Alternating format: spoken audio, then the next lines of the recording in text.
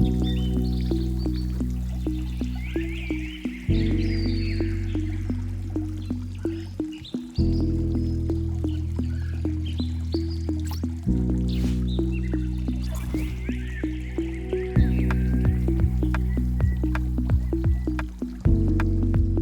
guys, it's Ash from Envii. In today's video, we're just going to be talking to you about fish health, when to feed them.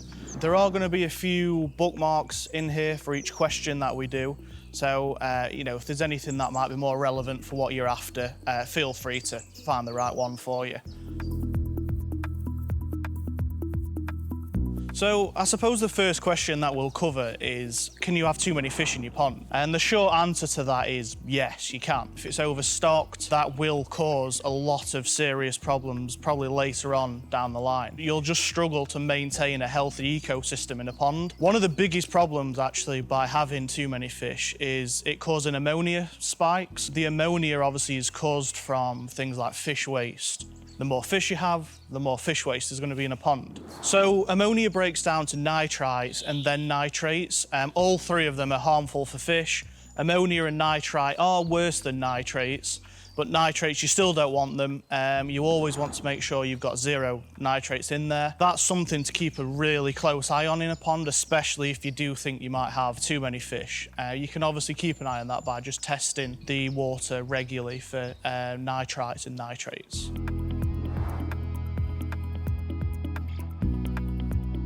How many fish should you actually have in the pond?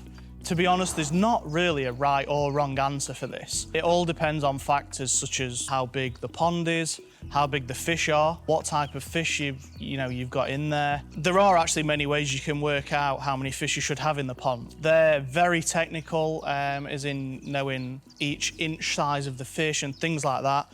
Just to make it easier for the purpose of this video, you're gonna want, give or take, about 2 to 3 goldfish per 700 litres, which is actually, give or take, about 150 gallons. This just leaves enough room in the pond so when they start to grow, there's enough room for it. And obviously if they reproduce, then again, there's more room for more fish in there as well.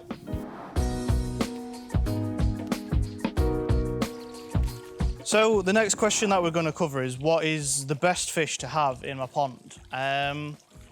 If you're a beginner into ponds, then I would say your best bet is to stick with goldfish. Anything like a common goldfish, shabumpkin, comets, they're all part of a variety of goldfish. They're great to have in any pond in the UK. They take little to no maintenance. Obviously you want to make sure you are looking after them, but in terms of compared to koi, the maintenance is very low. And they're also great to look at. There's a variety of different colours that you can have. You don't really need to worry in terms of, is your pond big enough for any type of goldfish? So they're also great with plants as well. They'll not view them as a food source. Aquatic plants can thrive with them as well, so that's perfectly fine. So if you have a larger pond, you can actually add additional fish to that, things such as koi or golden orth, so just a great addition to any pond. They're obviously, again, very nice to look at, but one thing to note with them is they are quite greedy feeders, so you want to make sure that you are putting a good feed in for them, because they may take food from the other fish, like the goldfish and so on. So how often should you feed the fish? Typically, we'd say 2 to 3 times a day in the summer. In the colder months, maybe once a day, if at all, obviously through December to March, April time. One thing that is great when you start to feed the fish on a regular basis is you'll notice that they'll be waiting for you when you come out. So let's say a couple feeds a day, 8 AM and then at 6 PM. When you go out at them times, they'll be there waiting, which is always quite nice. Like now, we're about to feed the fish. And as you can see, they are all at the surface ready for a feed. So we're just going to throw a bit of food in for them.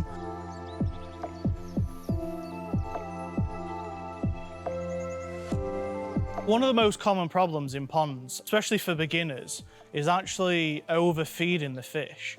you're much better to underfeed them than you are to overfeed them. You know you've done this when you start to see fish food floating in the pond, I'd say about 4 or 5 minutes after you've fed them. If you do notice that, just get your pond net and just try and get it out there. If you don't do this, what happens essentially is the food will begin to sink, and that's when it can break down and just keep adding to the sludge that's at the bottom of the pond. Obviously, that will keep building and building and building, and then long term, and that's what leads to sludge is what feeds algae from the nutrients that it leaches into the pond. So it's just a never-ending cycle. So how do you know if your fish are unwell, and what should you do if they are? There's a few common signs to look out for. I would say the most common is gonna be when the fish are gasping for air. You'll notice them at the surface of the water. And then they'll begin to essentially look like they are struggling for oxygen. This is quite common, but there are a few steps that you can do to obviously prevent that. I'd say one of the first ones to do or to introduce into a pond is something like an air stone or a fountain, anything like that. So these will create bubbles. When the bubbles break in the water surface, essentially it'll just create new oxygen. So another sign to look out for is if you do notice that your fish is just rubbing up the side of the pond, or a term called flashing. There are also another couple of things, as in if you notice visibly that the fish is different. You can get different types of bacteria infections in there. And visibly you'll be able to tell, because it'll start to look like kind of a bit similar to what cotton would look like if it was on the fish. So if you do notice anything with your fish, if you do think you might have some unwell fish, or just to be on the safe side, one of the best things you can do for them, just get them out of the pond and quarantine them straight away.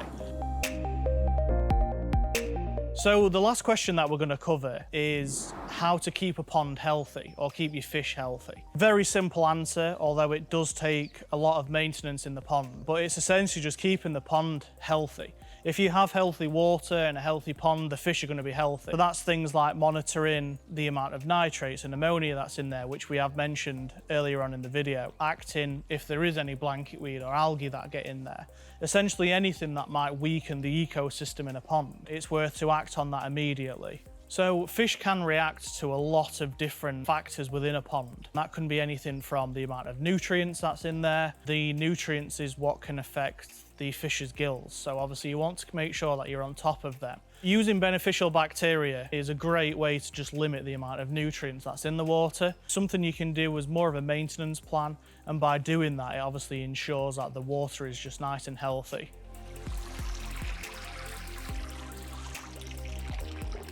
So other factors to look out for are the water hardness and the pH of a pond. If these are out, then these can affect obviously the quality of the water and the fish's health as well. So you want to just make sure that you are monitoring them weekly. You can do this by using the Envii Pond test strips that I've got in my pocket.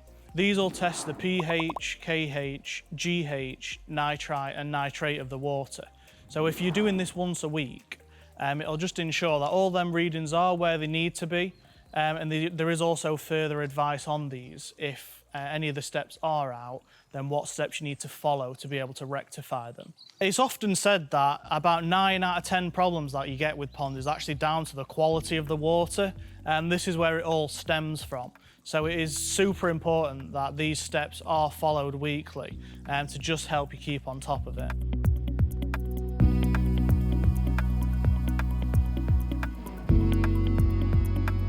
So I hope you've got some use out of this video. If there is any questions that we've not answered, or still feel like you need a bit more information, feel free to comment below.